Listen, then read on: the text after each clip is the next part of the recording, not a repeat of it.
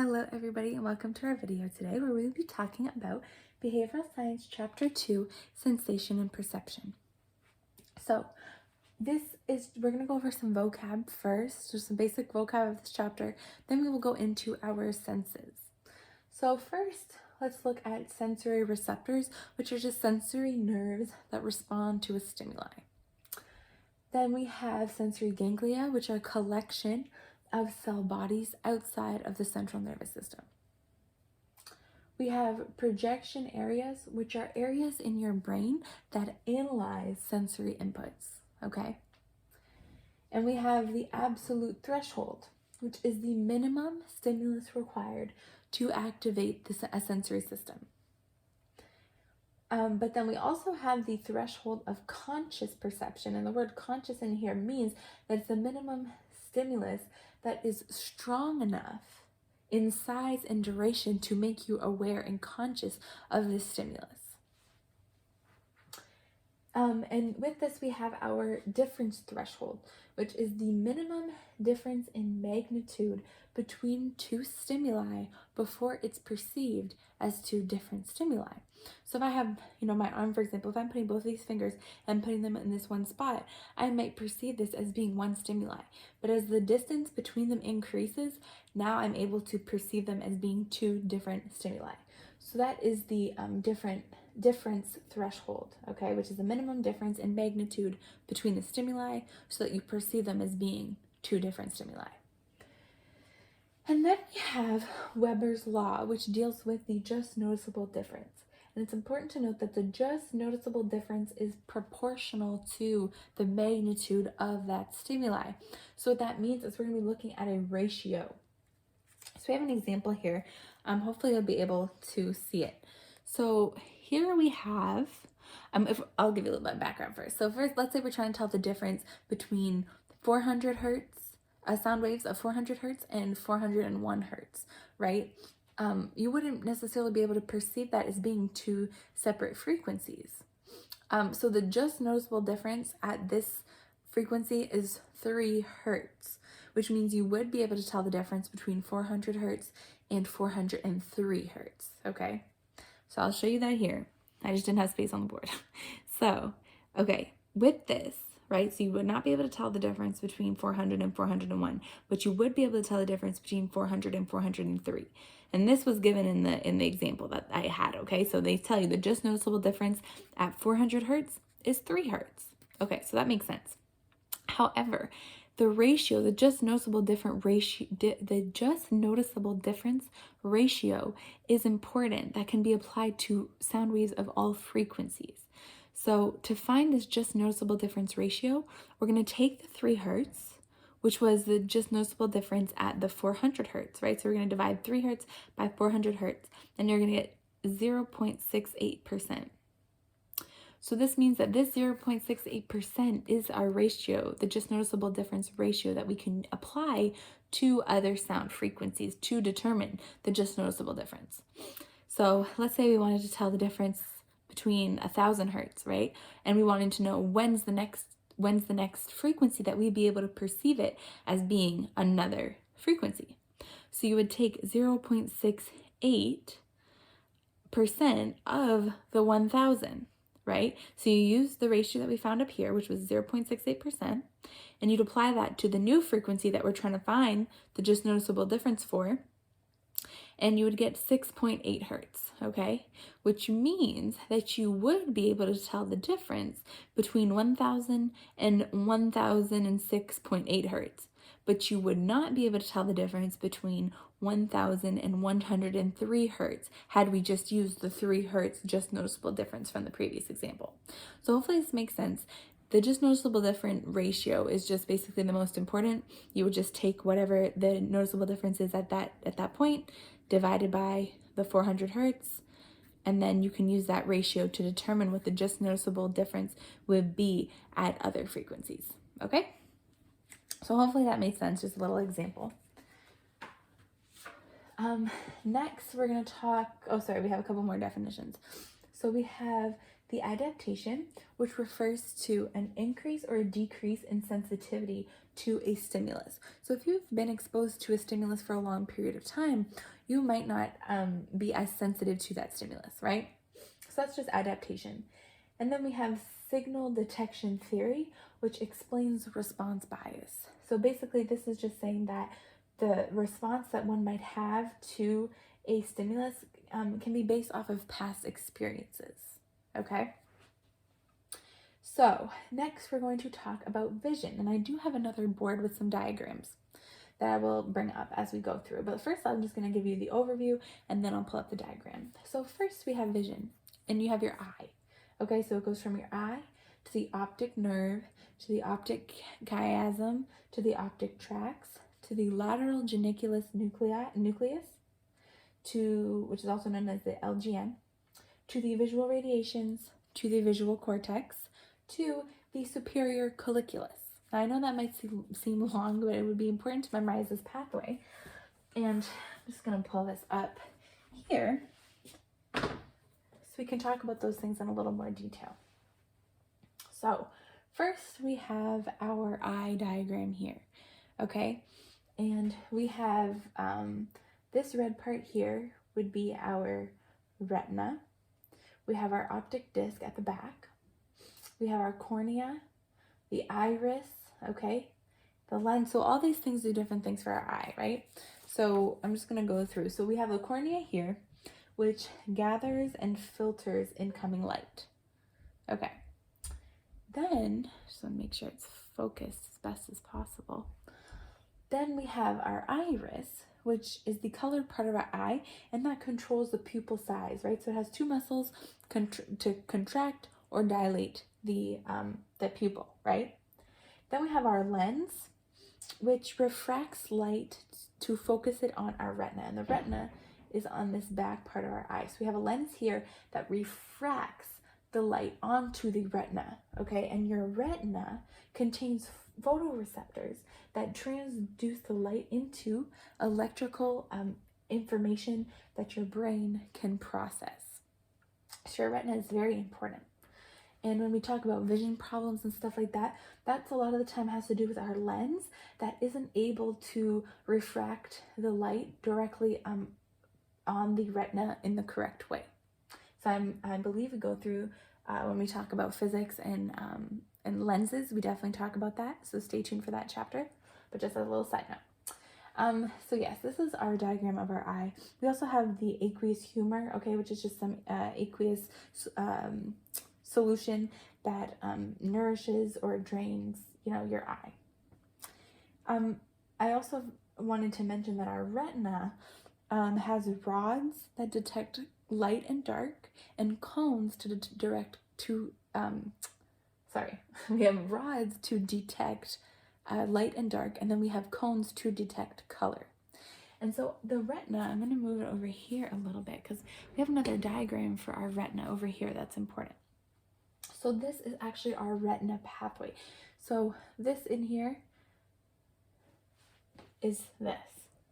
So if we're looking at this in a little more detail, we have our optic nerves, okay, that come on here are in our ganglion cells.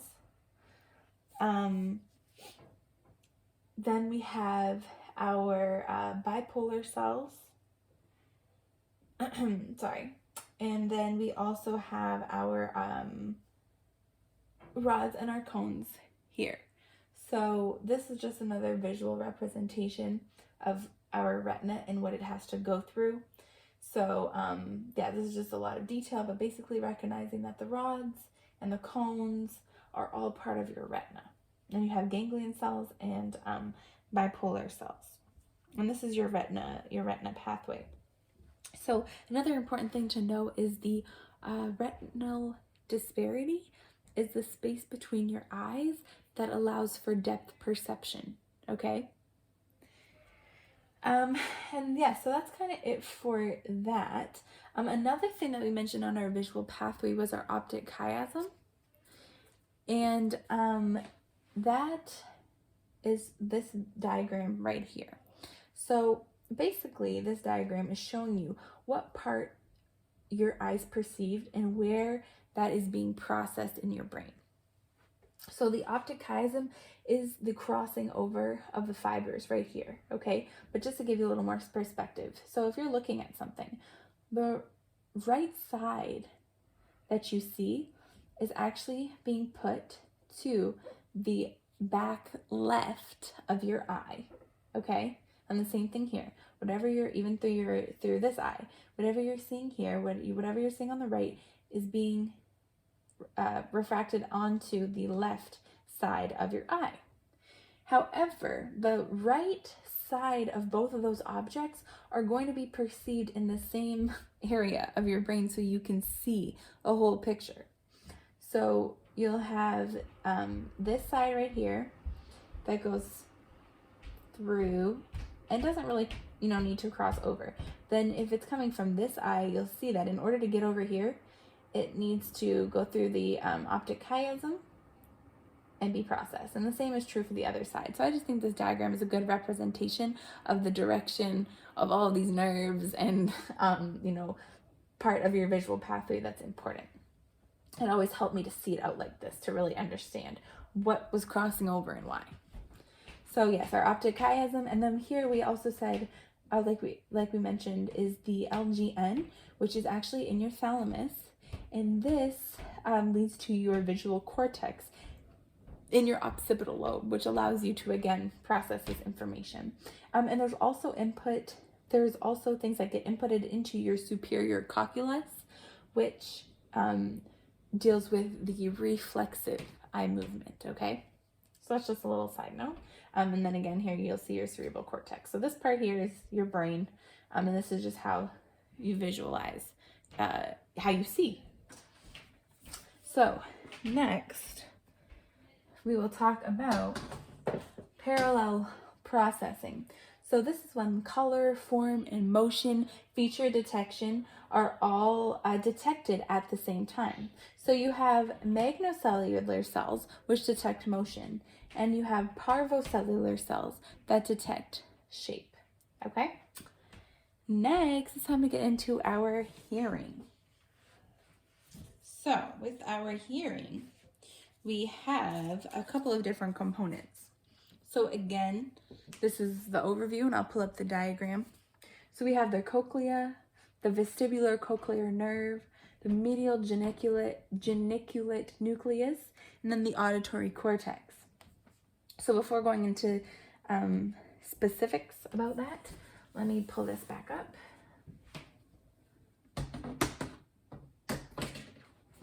And just look at this ear diagram down here. So again, this is very simplified, but I wanted to kind of show this is your outer ear, this is your middle ear, and then this is your inner ear. So you have your pinna and your auricle here, and this is the external auditory canal. Then you have your ossicles, which we'll talk about shortly. You have the oval window, which is the entrance to the inner ear. And then you have your cochlea and your vestibular cochlear nerves, okay? So I just wanted to show this before I get into all of these parts. Okay, so your pinna channels sound waves to the canal. Then this channel also directs sound waves to your eardrum. And your eardrum will vibrate depending on the intensity. Okay, so that's the overview of the outer ear. Then we go into the middle ear, and here we have our ossicles, which are the three smallest bones in your body. You have the malleus, the incus, and the stapes. Okay, and those are the bones that are in your ear. And then, as we said, you have your oval window, which is the entrance to the inner ear. And next, we are just going to continue with other parts of the ear. So in our inner ear, we have bony labyrinth and membranous labyrinth. This is again in a little bit more detail, but it could be important to know. So the bony labyrinth is filled with perilymph, and then we have our membranous labyrinth. I'm sorry, I'm mumbling my words. Membranous labyrinth, which is filled with endolymph. Okay, and basically all of in this as well, you'll have your cochlea and the utricle and the saccal. So the utricle and the saccal are have to do with linear acceleration. And then your semicircular canals, which is also found in your inner ear, deals with rotational acceleration and balance. So I think those definitely have words. Those are definitely words that I have seen come up. So again, your bony labyrinth and your membranous labyrinth are in your inner ear, and within that you have the cochlea, the utricle, and the saccal, which deal with linear acceleration, and you have the semicircular canals, which deal with rotational acceleration and balance. So those are definitely important parts about the inner ear. Okay, and again, our cochlea just translates sound into nerve impulses that your brain will be able to process. All right, so let me see if there's anything else here. We do, oh yes, one more thing. So we have the superior olive, which is located in your brainstem, and this localizes sound. Then you have the inferior colliculus, which has to do with your startle reflex. Okay, so those are, again, just some important vocabs that have to do with hearing and the auditory pathway. So next, it's time to talk about smell, taste, and touch, and they're not covered in as much detail. However, they are still important. So with smell, okay, it's the detection of a volatile chemical by olfactory chemoreceptors in olfactory epithelium. So the important part here is the chemoreceptors. So you know that that there are chemicals. And the important part about smell is actually that this sense bypasses your thalamus. All the other senses go through your thalamus, which is a sensory relay station, but smell actually does not go through your thalamus. So that's kind of something unique about the sense of smell that you should know. And then there's also these things called pheromones, which are chemicals given off by animals. And we see that in nature, them marking their territories or just knowing who's in that space. So that is the pheromones, which are chemicals given off by animals that they can all smell. Okay. That also, helps with their sexual behavior as well as social foraging. So that has an effect on those things as well. So then we are going to look at taste, which is the detection of dissolved compounds by your taste buds in your papillae. So your papillae is on your tongue, and basically the sense of taste comes from the detection of those dissolved compounds. And you actually have five kinds of taste. So you have sweet, sour, salty, bitter, and umami, which is savory. Next we have touch. So that is also somatosensation, and that deals with the 4 touch modalities, okay? And that entails pressure, vibration, pain, and sorry, something just popped up on my phone and got me distracted. I'm sorry. So the 4 touch modalities are pressure, vibration, pain, and temperature. Okay? So those are important when we're talking about touch. But we also have this thing called the physiological zero. And physiological zero is the normal temperature of your skin to which objects are compared to. So if I'm feeling this metal, it feels colder than my hand, right? But that's just because I'm using my physiological zero. If I actually were to take this temperature, it might not be relatively, cold, but it is when I'm using my physiological zero of my skin temperature, right? Another thing with touch is the nociceptors, which basically just detect pain reception. And finally, 2 notes about this as well. You have the kinesthetic sense, which is over body movement, and then you have proprioception, which has to do with your body's positioning.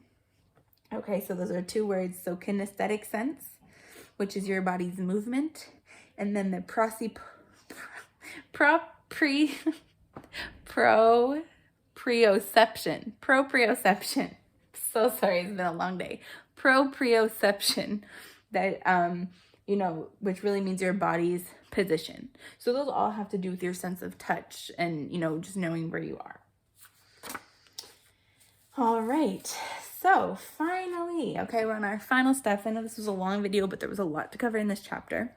Finally, we have our types of processing. So we have our top-down processing, which is recognition of things based on memories and expectations. So top down, what I remember, what I see, this is what I think it is. And then you start going down, you know, in the details and things like that. But at first glance, you pay little attention to detail. Then there's bottom-up processing, when you go from those small details to create a whole picture of something. So that is recognition, you know, by feature detection, and that is not influenced by background knowledge. So a lot of the time we use top-down processing for like, oh, I've seen this before you really acknowledge what it actually is. You just recognize the shape and then you automatically assume what it is.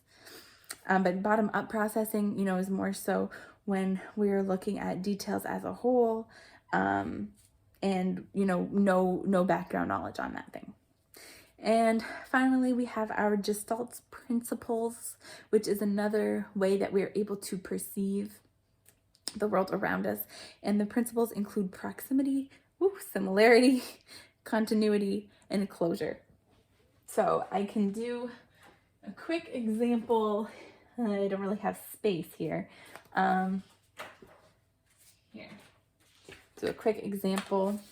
So for example, if I was drawing this triangle right here, right? Even though it's not fully connected, even though the lines aren't fully connected, you still would perceive this as being a triangle, right? So that's just using Gestalt's, one of Gestalt's principles of, you know, continuity. You're just assuming that these lines are continuing, so you perceive this as a triangle. So that's one of the examples. You know, you could look up the others, but like I said, it's proximity, similarity, continuity, and closure. And that just helps us as people make sense of the world a little bit easier. So if you've tuned in all the way to the end, thank you. I know this was a long video, but if you have any questions, please put them below, and please stay tuned for our next chapter.